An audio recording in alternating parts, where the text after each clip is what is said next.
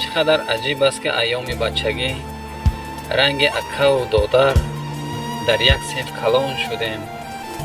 خرسندی میکردیم، جنگ میکردیم، رنگ اکا و دادر بودیم. راستی گپ در خردسالی میگفتند استادان که این دوره مکتبی دیگر است. وقتی که مکتب رو تمام کرده همه تو پریشان میشود میرود. اما که گفتی همونا راست بود است که اینا نگاه کن.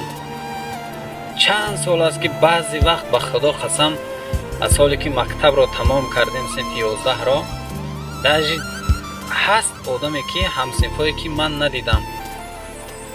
باور میکنید چند سال گذشت که من ندیدگی همصنفا هستم. دوستان عزیز، آدم زاد در حیات یک بار میباید. هممون میموریم میرویم به امر تقدیر. اما که یکدیگر را سراغ کنید.